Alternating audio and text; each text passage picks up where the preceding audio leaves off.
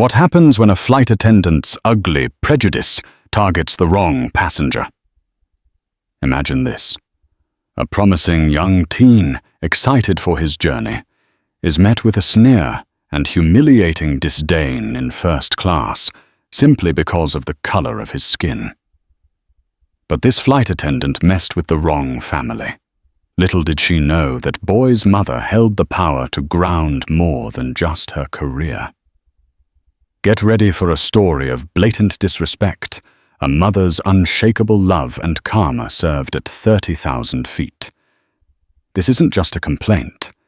It's a multi-million-dollar contract cancellation that sent shockwaves through an entire airline. Buckle up. The Air in Hartsfield-Jackson Atlanta International Airport. ATL. Thrummed with its usual chaotic symphony, the roll of suitcases, the distant garble of announcements, the low hum of thousands of conversations. 16-year-old Elijah Washington, however, felt a bubble of calm excitement around him. He clutched his boarding pass for Global Wings Airlines Flight 8112 to San Francisco.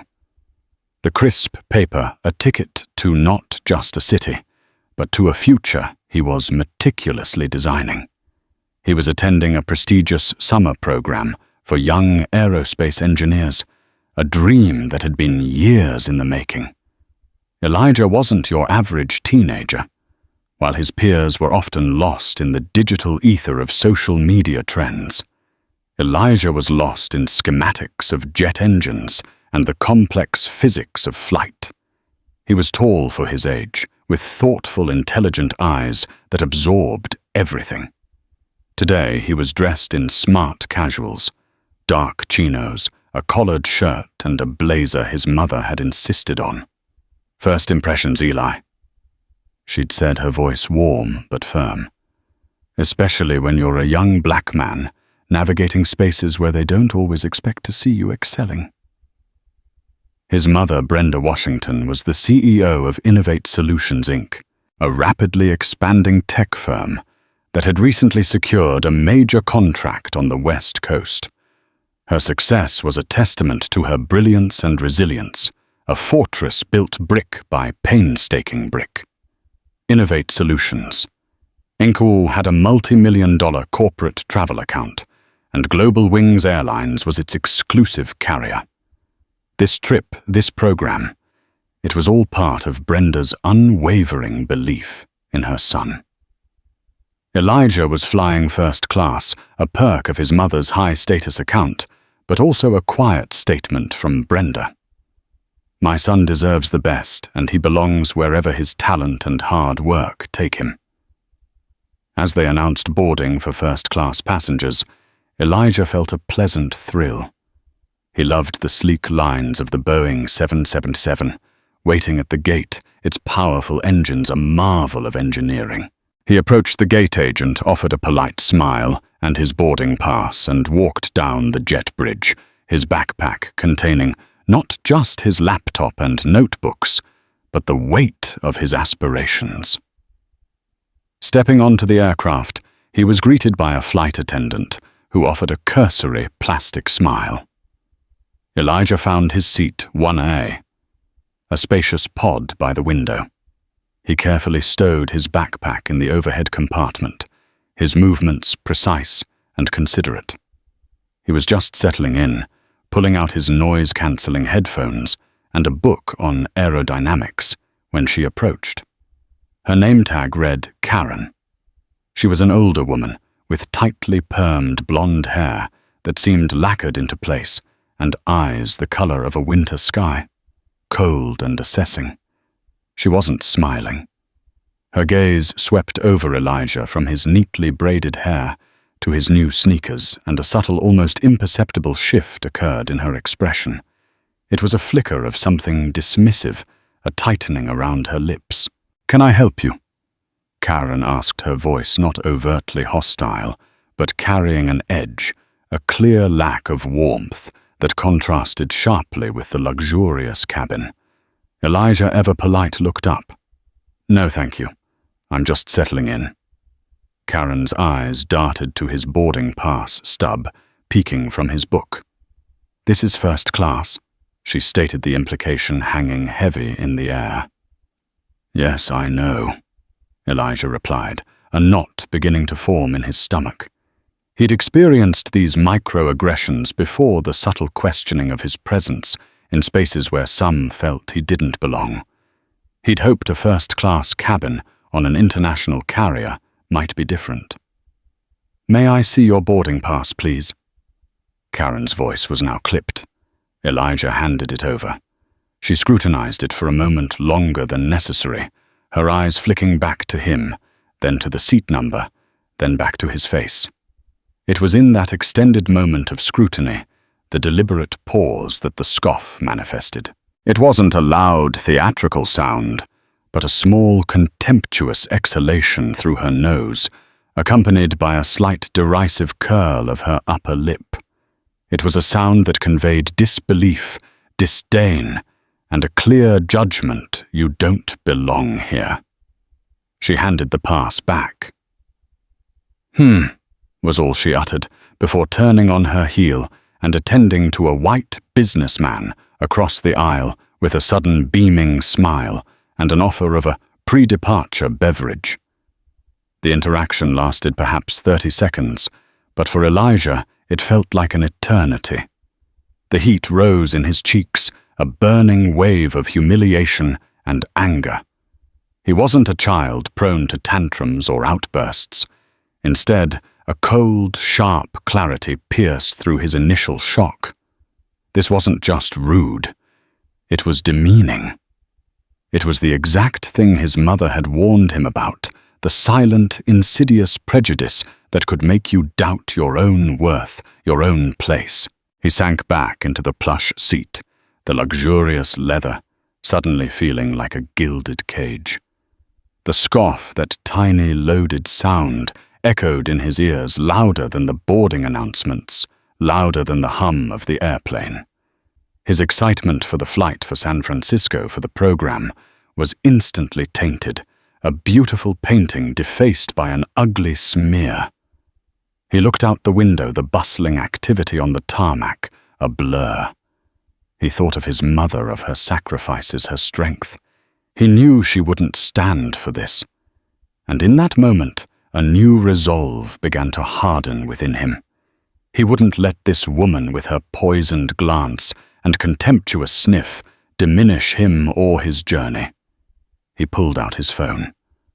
The Wi-Fi wasn't active yet, but he began to type a message to his mother, his fingers flying across the screen, detailing every nuance of the encounter, every painful beat of the deliberate, calculated insult.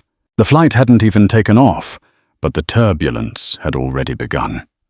The Boeing 777, a marvel of modern aviation, sliced through the clouds, a silver dart against the vast blue canvas.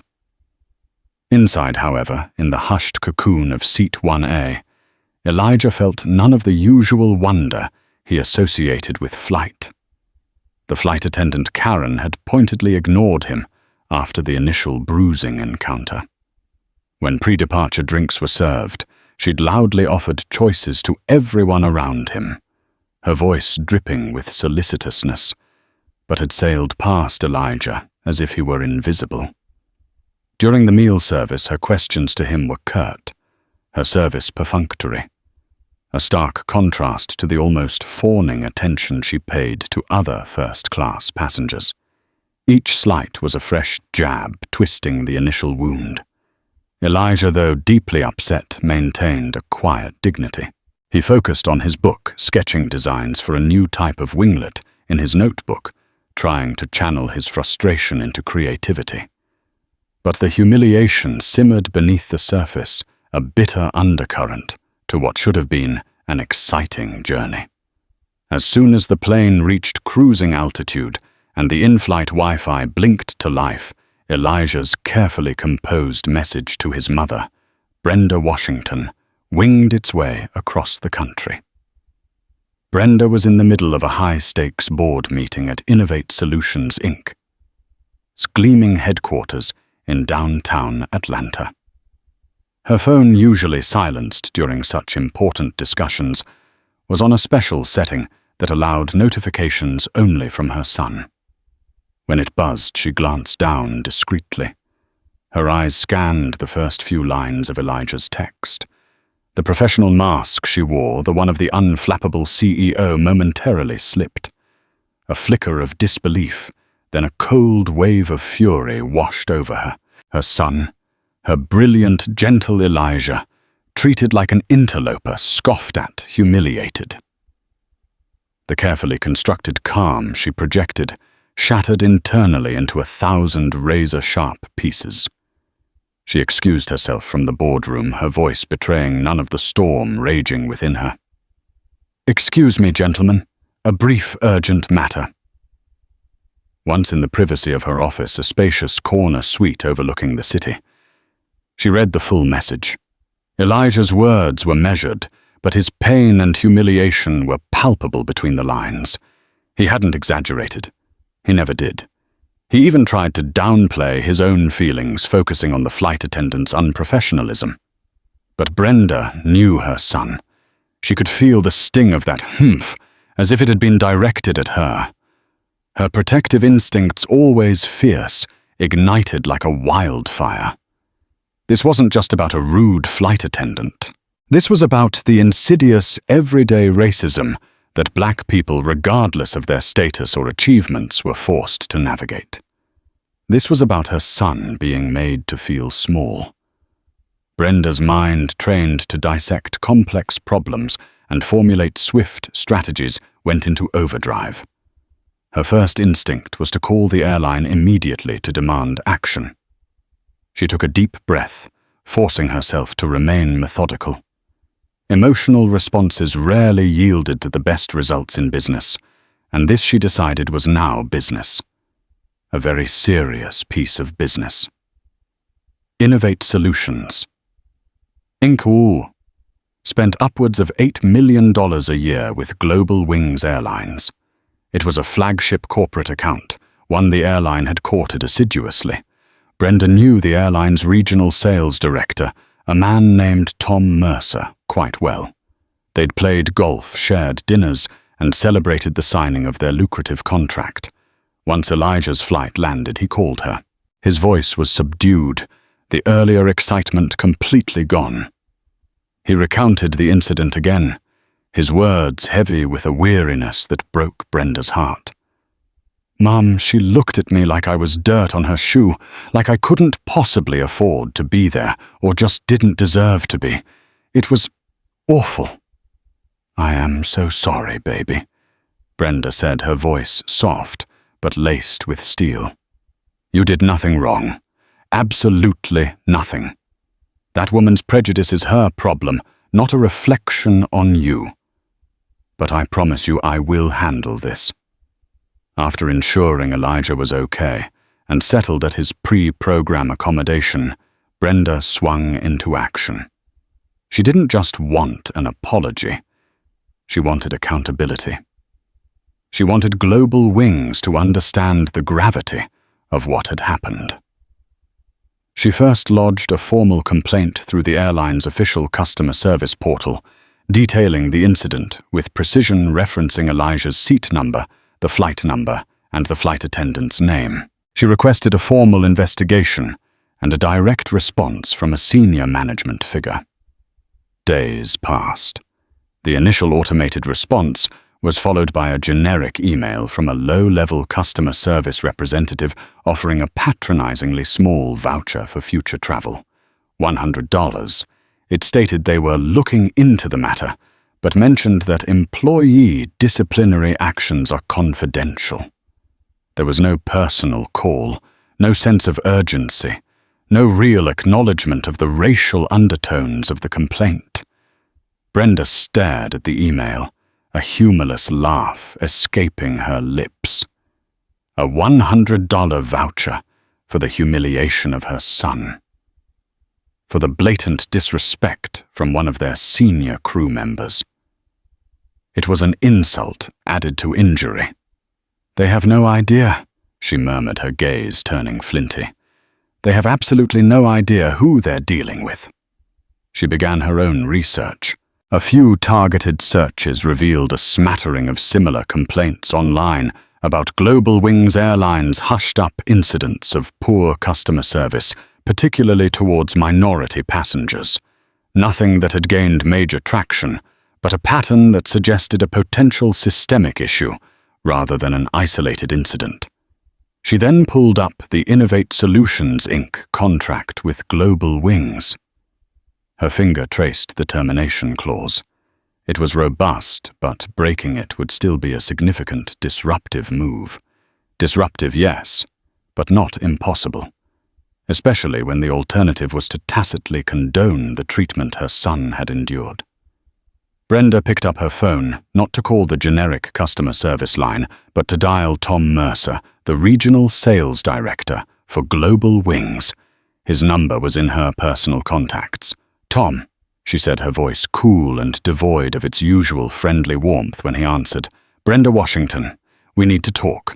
It's about your flight attendant, Karen, on flight 812, from Atlanta to San Francisco last Tuesday. And it's about my son. And Tom, it's about my $8 million a year contract." The line was silent for a moment. Then Tom Mercer, his voice suddenly strained, replied, "Brenda, what happened?" "The storm." Brenda had been containing was about to make landfall, and Global Wings Airlines was directly in its path. Their indifferent boilerplate response had been a grave miscalculation. They had mistaken a mother's protective fury for a minor customer service quibble. They were about to learn the difference.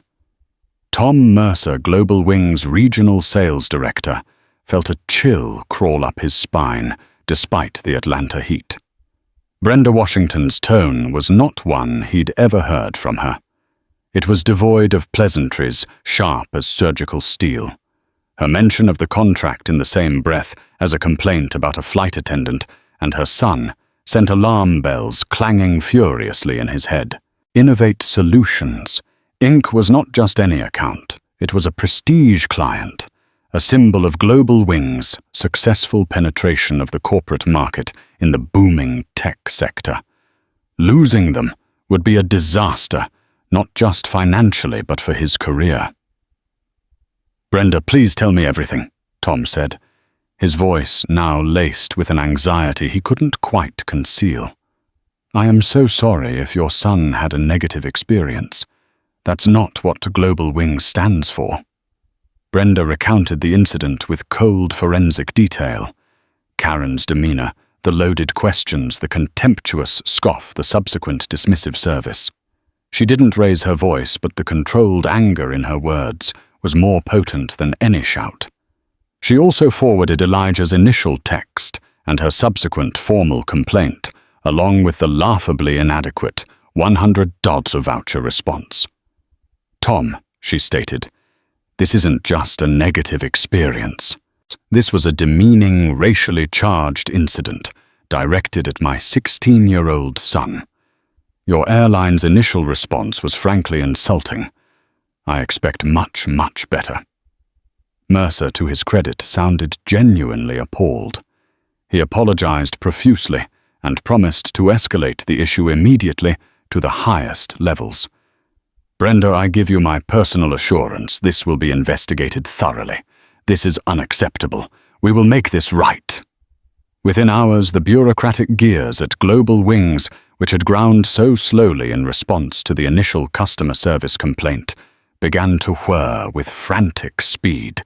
Mercer's panicked report shot up the chain of command, landing on the desks of vice presidents of in-flight services customer relations, and eventually the COO. The name Innovate Solutions Inc. and the figure $8 million had a remarkable way of galvanizing attention. An internal investigation was launched. Karen, the flight attendant, whose full name was Karen Miller, was a veteran with over 25 years of service. She was based out of Atlanta. When initially questioned by her direct supervisor, a station manager named Linda Jenkins, Karen was defensive. "I was just doing my job," Karen insisted, her voice tight with indignation. He looked young to be in first class. I simply verified his seat. Some people are just so sensitive these days looking for a handout. I treated him like any other passenger. She omitted the scoff, the disdainful look, the pointed neglect. To hear her tell it, she was a diligent employee, upholding standards, and Elijah was an oversensitive teenager. Linda Jenkins, who had known Karen for years, and perhaps shared some of her jaded cynicism, was inclined to believe her senior attendant. Initial reports back up the chain suggested a possible misunderstanding, a he-said-she-said situation. This was where twist number 1 began to subtly emerge. Karen wasn't just any flight attendant. While not related to high-level executives, her long tenure and her role as a union representative for her local chapter had given her a sense of untouchability. She'd navigated minor complaints before, usually by closing ranks with colleagues or by intimidating younger managers. She knew how to work the system.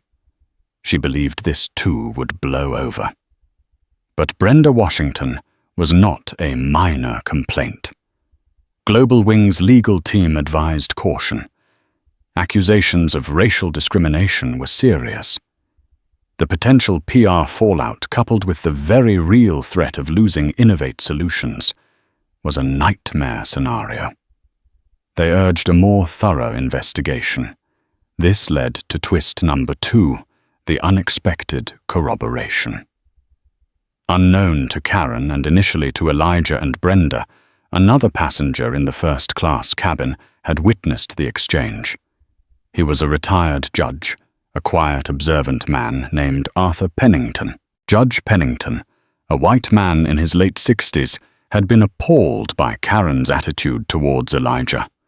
He hadn't intervened at the time, not wanting to create a scene, but the incident had bothered him deeply.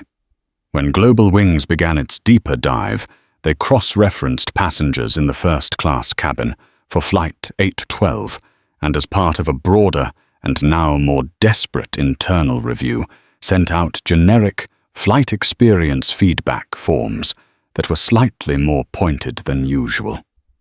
Judge Pennington, a man of principle, wrote a detailed account of what he saw.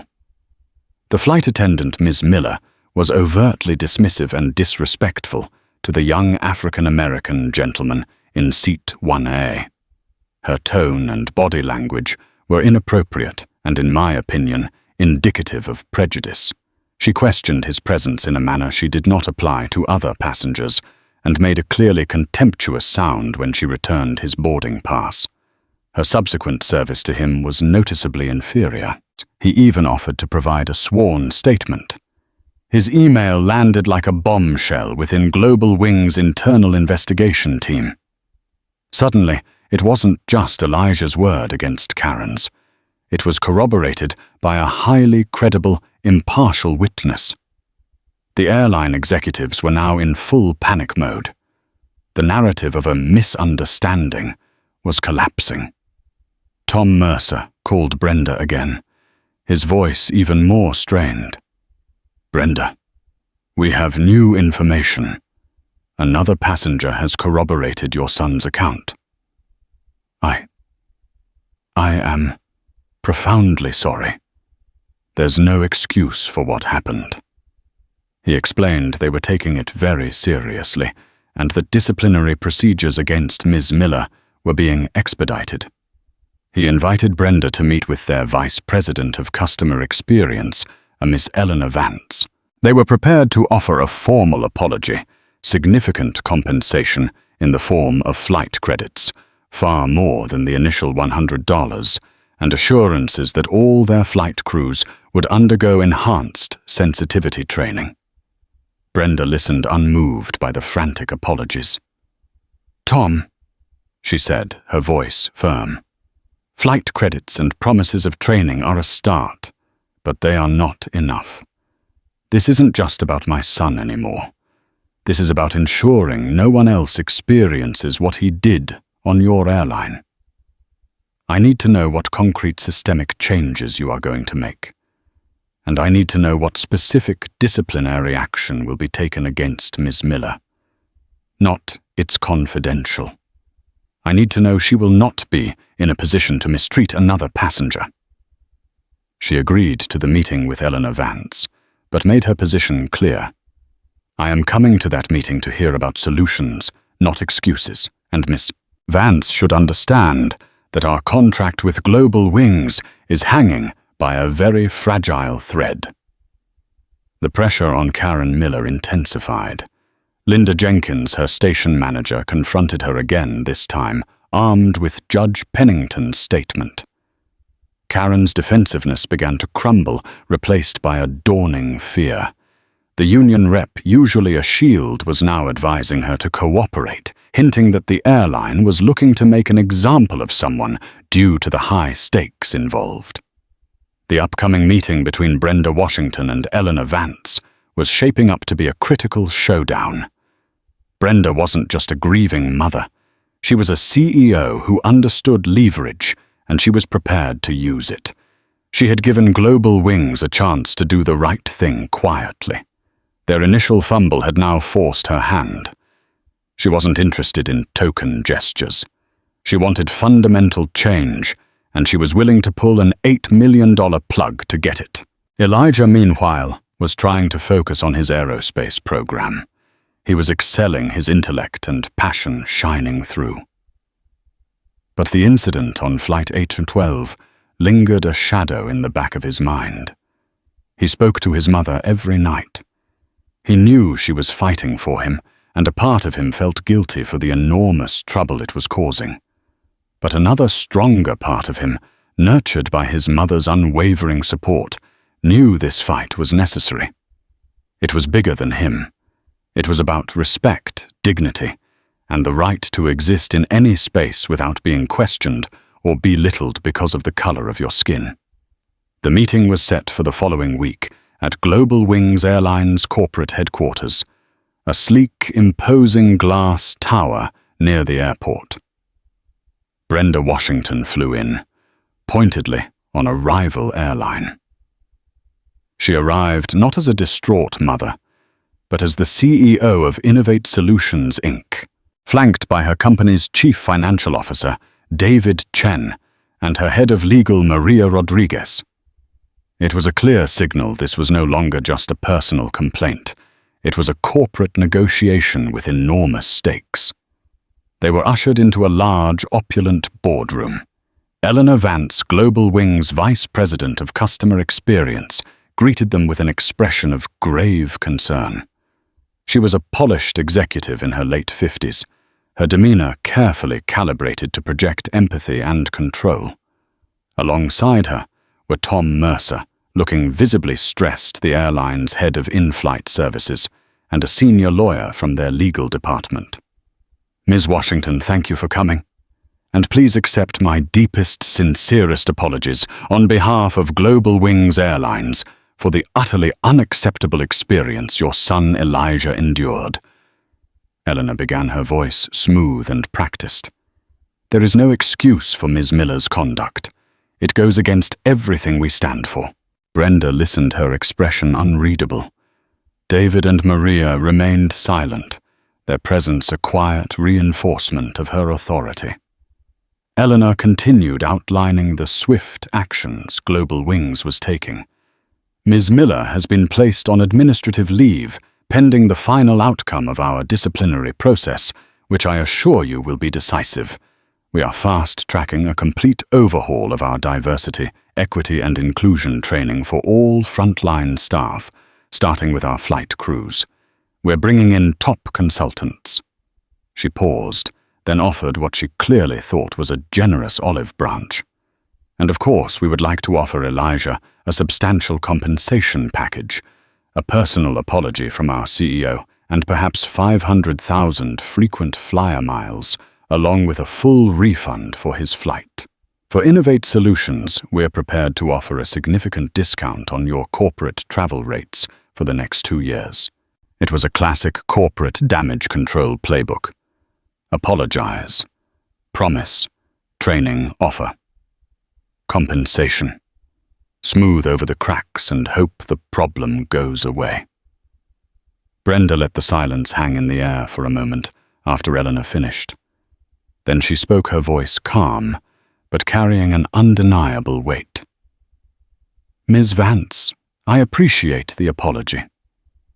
But frequent flyer miles and discounted rates do not address the fundamental issue here. My son was racially profiled and humiliated by one of your senior employees. Your initial response to my complaint was to offer a $100 voucher. It was only when I mentioned the potential loss of an $8 million contract that the swift actions began." Eleanor winced almost imperceptibly. Tom Mercer shifted uncomfortably in his seat. "You speak of decisive disciplinary action for Miss Miller," Brenda continued. "What does that mean, specifically? Will she be terminated? Will she retain her position where she can potentially subject another passenger, another child to the same treatment?" The airline lawyer cleared his throat. "Ms. Washington, as I'm sure you understand, employee disciplinary matters are confidential. We cannot publicly disclose specific outcomes."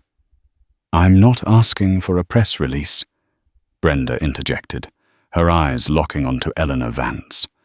"I'm asking you as the representative of the company that holds a multi-million-dollar contract with my firm, and more importantly, as one human being to another who understands the gravity of what happened to my son.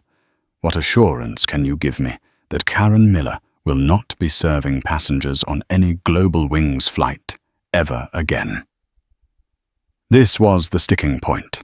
Firing a long-tenured, union-protected employee like Karen Miller was a complicated, potentially costly process for the airline, even with Judge Pennington's testimony. They were hoping Brenda would be satisfied with a suspension and mandatory retraining. Eleanor hesitated. "We are taking this with the utmost seriousness. Suspension without pay is definite. Termination is a strong possibility we are actively exploring, but there are processes we must follow." It was the equivocation Brenda had expected. "Processes?" Brenda repeated, a hint of ice in her voice. "While your processes unfold, Ms. Miller, who demonstrated clear racial bias, remains your employee. And the enhanced training you promise, how will you measure its effectiveness? How will you ensure this isn't just a cosmetic exercise to placate a major client until the outrage dies down?" This was where twist number 3, the airline's backfiring PR move, came into play, though subtly. Eleanor, trying to regain control and showcase their supposed commitment, mentioned actually, "Ms. Washington, our CEO, Mr. Harrison is prepared to issue a public statement condemning all forms of discrimination and personally apologizing to Elijah. He's even suggested a photo opportunity, perhaps with Elijah, to show our commitment to youth and diversity." Brenda's eyes narrowed. A photo op using her son as a prop for their corporate sanitization campaign. The suggestion was so tone-deaf, so deeply offensive, it solidified her decision. "A photo opportunity," Brenda said, her voice dropping to a dangerously quiet level. "Ms. Vance, my son is not a tool for Global Wings to polish its tarnished image. He is a young man who was deeply hurt by your employee's prejudice and your airline's initial indifference. This meeting was your opportunity to demonstrate genuine remorse and a commitment to substantive change. Instead, you've offered me corporate platitudes, vague assurances, and a profoundly insulting attempt to exploit my child for publicity." She paused, then looked at David Chen and Maria Rodriguez. They nodded almost imperceptibly. Brenda turned back to Eleanor Vance, her gaze unwavering. "Ms. Vance, I came here hoping for a reason to continue our relationship with Global Wings Airlines. You have given me none. In fact, you've given me every reason to terminate it." Eleanor's eyes widened slightly. "Ms. Washington, please let's not be hasty. We value your business immensely. We are prepared to discuss further concessions. There will be no further discussion on concessions, Brenda stated firmly. Effective immediately, Innovate Solutions Inc. is exercising its right to terminate its corporate travel contract with Global Wings Airlines. Maria Rodriguez slid a folder across the polished mahogany table. Ms. Vance, this is our formal notification of termination effective as per the conditions outlined in Section 12B of our agreement. All outstanding payments will be settled, and we will begin transitioning our corporate travel to another carrier immediately. The silence in the room was thick enough to cut with a knife. Tom Mercer looked like he'd seen a ghost. Eleanor Vance's carefully composed expression finally cracked, revealing a flicker of disbelief and then outright panic. The airline lawyer began to speak, but Brenda raised a hand. "We're done here," she said, rising from her seat. David and Maria followed suit. "You had an opportunity to address a grievous wrong with integrity. You failed. Perhaps the loss of an $8 million contract will serve as a more effective learning experience for Global Wings than any sensitivity training you might belatedly implement." As they walked out of the boardroom, leaving the stunned Global Wings executives in their wake, Brenda felt not triumph, but a grim satisfaction. It was a drastic step, one that would cause logistical headaches for her company, but it was a necessary one. She had drawn a line in the sand. For Elijah. For every other person who had been made to feel small and unwelcome. The facade of Global Wings' corporate responsibility had crumbled under the weight of their own missteps. The contract wasn't just cancelled, it was shattered, and the pieces were about to rain down hard on the airline. The moment Brenda Washington and her team walked out of the Global Wings boardroom, a Category 5 hurricane of panic ripped through the airline's executive suites. An $8 million contract wasn't just a rounding error. It was a significant revenue stream, and Innovate Solutions, Inc. was a high-profile, respected name in the tech industry. The loss would be noted by Wall Street, by competitors, and most worryingly, by other corporate clients. Eleanor Vance immediately called the CEO George Harrison. The conversation was by all accounts brutal. Harrison, who had naively thought a photo op would smooth things over, was incandescent with rage. Heads were going to roll, and he wanted scapegoats. Tom Mercer, despite his efforts to mediate, found himself under intense scrutiny for losing control of a key client. The legal department, which had advised a cautious, process-driven approach to Karen Miller's discipline, was blamed for not understanding the optics or the sheer determination of Brenda Washington. Karma for Karen Miller. The airline, now in full crisis mode and desperate to signal decisive action, threw Karen Miller under the bus with astonishing speed. The processes that Eleanor Vance had spoken of with such careful deliberation were suddenly hyper-accelerated. Investigation and firing. Judge Pennington's statement, combined with Brenda's unwavering stance and the colossal financial fallout, made Karen's position untenable. The union, seeing the writing on the wall and the potential for catastrophic reputational damage to the airline, and by extension its members, if mass layoffs followed a downturn, offered a far less robust defense than Karen had anticipated. Within a week of the contract cancellation, Karen Miller was summoned to a final meeting. She was unceremoniously fired, her 25 years of service rendered meaningless by her actions and the airline's subsequent desperation. Her excuse that she was just doing her job, or that Elijah was too sensitive, was flatly rejected. The official reason cited was gross misconduct and violation of company policy regarding passenger treatment and discrimination. Social and professional repercussions. The story, despite Global Wings' desperate attempts to keep a lid on it, inevitably leaked. First as whispers within the airline industry, then more broadly as Innovate Solutions Inc. publicly confirmed they had switched carriers due to a serious customer service failure involving discriminatory behavior. While Elijah's name was kept out of it by Brenda to protect his privacy, the core details, a black teen, a first-class cabin, a derogatory flight attendant, a multi-million-dollar contract axed by his furious CEO mother, became the stuff of hushed legend, and then through anonymous industry blogs and social media, a more public cautionary tale. Karen Miller found herself a pariah. Colleagues who had once shared cynical jokes with her now avoided her. Her applications to other major airlines were met with silence or polite rejections. The aviation world is smaller than it seems, and news of such a high-profile firing travels fast. The hard karma wasn't just losing her job. It was the stark realization that her ingrained prejudices had irrevocably wrecked her career and reputation.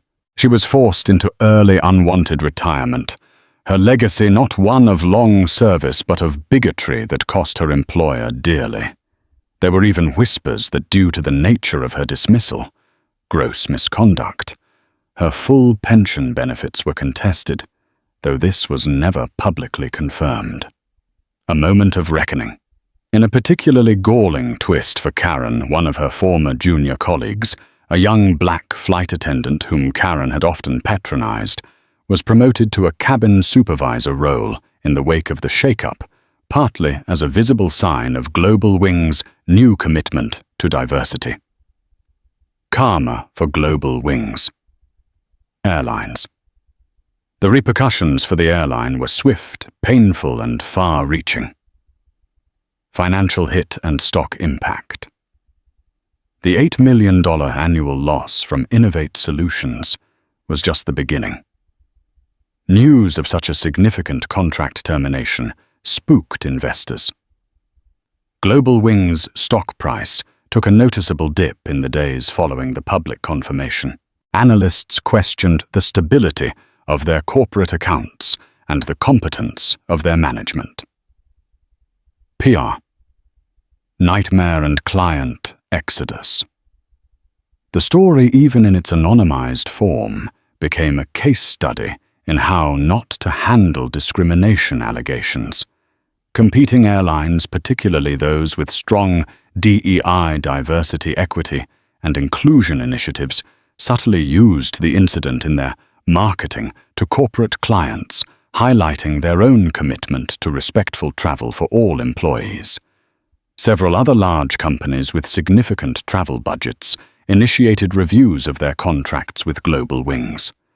A few quietly followed Innovate Solutions Inc.'s lead over the next year, citing a desire for partners more aligned with their corporate values, resulting in millions more in lost revenue. CEO public apology. Too little too late. George Harrison, the CEO, was eventually forced to issue a full-throated public apology. Not the carefully stage-managed photo op he'd envisioned, but a somber statement acknowledging a deep failure within the company culture. He pledged a top-to-bottom review of all D&I policies, customer service protocols, and complaint handling mechanisms. He announced a multi-million-dollar investment in new training programs, partnerships with civil rights organizations, and the establishment of an independent ombudsman office for passenger grievances. However, the apology was largely seen as reactive and insincere, prompted more by financial pain than genuine remorse. His leadership was severely damaged. Within 18 months, facing continued pressure from the board and declining market confidence, George Harrison quietly stepped down to pursue other opportunities. Forced systemic change. The irony was that Brenda Washington, By pulling her contract, forced Global Wings to implement the very changes she had demanded, not as token gestures, but as a desperate bid for survival and to rebuild trust. New rigorous training programs were rolled out. Complaint handling was overhauled with a clear escalation path for discrimination claims. Recruitment and promotion practices were re-examined to foster greater diversity at all levels, including among flight crews and management. The airline even established an external advisory council on diversity and inclusion made up of community leaders and experts. It was a long, arduous, and expensive process, born not of proactive virtue, but of reactive necessity. The airline was learning its lesson the hard way. The hard karma was that they had to genuinely reform, not just pretend to. Brenda Washington watched all of this unfold from a distance. She took no pleasure in the airline's turmoil, but felt a profound sense of vindication. She had used her power not for revenge, but for accountability. The price of prejudice for Karen Miller and for Global Wings Airlines had proven to be extraordinarily high. The keen edge of karma had cut deep, and the scars would serve as a lasting reminder. The shockwaves from the Global Wings Airlines contract termination, a direct consequence of flight attendant Karen Miller's prejudiced scoff, did more than just rattle one airline. They subtly altered the atmosphere in many corners of the corporate and aviation worlds. But for Elijah Washington, the young man at the epicenter of this storm life was about forward momentum, about reaching for the skies he had always dreamed of, albeit now with a new, more complex understanding of the journey. Elijah plunged into the prestigious San Francisco aerospace program with a quiet intensity that impressed everyone around him. His designs for a variable camber wing demonstrated an intuitive grasp of aerodynamics far beyond his years, earning him a special commendation at the program's conclusion and attracting the attention of several university recruiters. He wasn't just smart. He was innovative, thoughtful, and possessed a deep, almost reverent passion for the science of flight. The incident on Flight 812, however, had undeniably left its mark. It wasn't a visible scar, but rather an internal recalibration. He found himself more keenly aware of the subtle currents of bias in rooms, the unspoken assumptions, the glances that lingered a second too long. This new awareness didn't make him bitter. It made him more observant, more empathetic. He remembered the retired judge, Arthur Pennington, whose quiet intervention had been so crucial, and it reinforced his belief in the importance of allies and the courage of speaking truth, even when it's uncomfortable. During a group project on future sustainable aviation fuels, when a fellow student made a casually dismissive comment about the engineering capabilities of developing nations, Elijah, who might have once let such a remark slide, paused the discussion.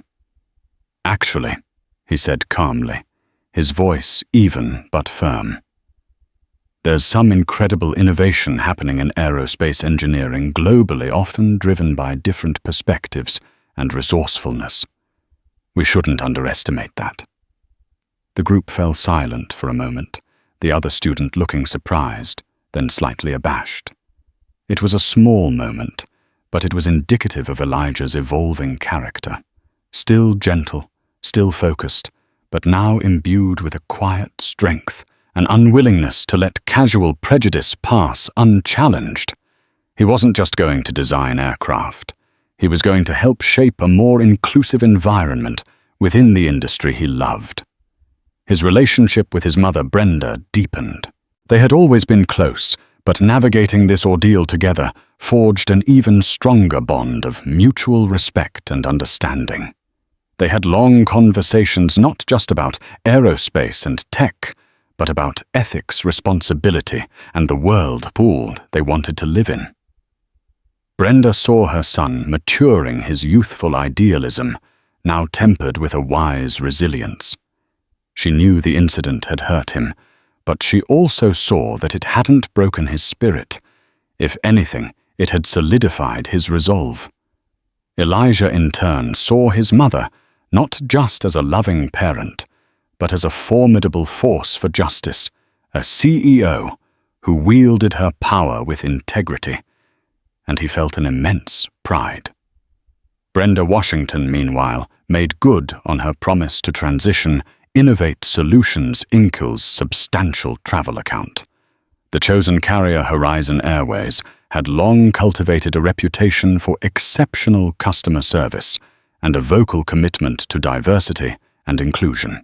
Learning of the circumstances behind Innovate's departure from Global Wings Horizon's executive team saw an opportunity not just to gain a lucrative contract, but to reinforce their brand values. The transition was handled with an almost reverential level of care. Innovate Solutions. Employees flying Horizon were greeted by name cabin crews, were briefed to offer impeccable service, and any minor issue was resolved with astonishing speed and courtesy. Elijah himself, flying Horizon for a university interview, experienced this firsthand. The flight attendant in first class, a warm, engaging woman who saw his keen interest in the Airbus A350 they were flying, even arranged for him to briefly speak with the pilots after landing. It was a small gesture, but it spoke volumes, a healing balm on the memory of Karen Miller's disdain. The impact within Innovate Solutions Inc. was also palpable. Brenda's decisive action sent a clear message to her own employees. This company stands against discrimination unequivocally. She initiated a review of Innovate's own D&I policies, not because they were deficient, but because she believed in continuous improvement. She established an employee-led advisory council to ensure that the company culture remained as inclusive and equitable as its public pronouncements. The story of the Global Wings contract became an internal legend, a source of pride reinforcing the idea that Innovate Solutions wasn't just about profit, but about principle. Other black executives, friends and acquaintances of Brenda's in various industries called her privately. "You did what many of us have only dreamed of doing," one fellow CEO told her. "You made them understand that our dignity has value, that our business matters, and that disrespect has tangible consequences." The wider airline industry, an ecosystem typically more focused on fuel prices and passenger load factors, found itself in an uncomfortable but necessary conversation. The Global Wings Innovate Solutions situation, though never officially detailed in a press release with names, became a potent anonymized case study, whispered about at industry conferences, and dissected in risk management seminars. Aviation trade journals published articles on the rising cost of poor customer relations in corporate travel, and the ROI of authentic DEI initiatives, with thinly veiled references to an unnamed airline's multi-million-dollar blunder. The lesson was stark in an increasingly transparent world where corporate values were under greater scrutiny. Discrimination wasn't just morally repugnant. It was a significant business liability. Several other major carriers, spooked by Global Wings' public relations disaster and financial hit, quietly accelerated their own diversity and inclusion efforts. Some launched new recruitment drives, targeting underrepresented groups for pilot and cabin crew positions. Others revamped their customer service training, incorporating more nuanced modules on unconscious bias and culturally sensitive communication, developed in consultation with external experts. Passenger rights organizations and civil rights groups, while not privy to all the confidential details, noted the shift and used the general atmosphere of heightened awareness to push for stronger industry-wide standards for handling discrimination complaints, advocating for more transparency and accountability. What of Global Wings Airlines, The road back was long and arduous. The initial financial bleeding from lost contracts and diminished investor confidence was severe. The forced implementation of systemic changes, new training programs, an independent ombudsman, a revamped D&I department, was expensive and complex. Some changes were undoubtedly surface level at first, driven by PR needs rather than deep conviction. But the continued scrutiny, the lingering stain on their reputation, and the very real fear of further losses gradually pushed the airline towards more substantive reforms. They hired a new VP of Culture and Inclusion, a respected external figure with a track record of effecting real change. Slowly, painstakingly, Global Wings began to rebuild. They never fully regained the market share they lost in the corporate sector, and their brand remained tainted for years. The name Global Wings became synonymous with a cautionary tale, a reminder of how quickly a reputation built over decades could be damaged by prejudice and arrogance. And Karen Miller. Reports from former colleagues painted a picture of a woman embittered and isolated, stripped of her career and the status she clearly derived from it. She never publicly expressed remorse. Instead, she reportedly railed against cancel culture and oversensitive passengers to anyone who would listen, failing to grasp or perhaps refusing to accept the profound harm her actions had caused, not just to Elijah, but to her employer and ultimately to herself. Her story served as a stark reminder that individual prejudice, especially when unchecked and unacknowledged, could have devastating and far-reaching consequences in a professional setting. For Elijah, the future was a vast expanse, as open and full of possibility as the skies he so loved. His passion for aerospace engineering was now intertwined with a deeper sense of purpose. He dreamed of designing aircraft that were not only faster, safer, and more sustainable, but that also served as conduits for connection and understanding in a fractured world. Each time he boarded a plane, and he flew often for university, for internships, for conferences, he carried with him the memory of Flight 812. It was no longer a source of acute pain, but a quiet reminder. A reminder of his own resilience, of his mother's strength, of the importance of dignity, and of the ongoing work to ensure that the skies, and indeed all spaces, were truly welcoming for everyone, regardless of who they were or where they came from. The slight knot of apprehension was still there, a faint echo. But it was invariably overshadowed by the familiar thrill of ascent, the promise of new horizons, and the enduring belief that even the smallest act of courage could help chart a course toward a better, more just world. And that's how one flight attendant's shocking act of prejudice led to a multi-million-dollar contract being ripped up, sending an entire airline into a tailspin and forcing real hard-won change. Brenda Washington's fierce love for her son Elijah and her refusal to accept disrespect shows the incredible power one person can have when they stand firm for what's right. This story is a powerful reminder that discrimination has a cost and accountability matters, whether it's in the corporate boardroom or at 30,000 feet. What did you think of Karen's karma and Brenda's ultimate power move? Let me know in the comments below. Has anything like this ever happened to you or someone you know? Share your story. Don't forget to like this video if you found this story compelling. Share it with someone who needs to hear it, and definitely hit that subscribe button and the notification bell so you don't miss our next dramatic true-life tale.